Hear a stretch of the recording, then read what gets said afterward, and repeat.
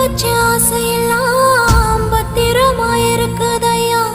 மறுபடியும் பிறந்து வந்து உன் கூட வாழுவையா.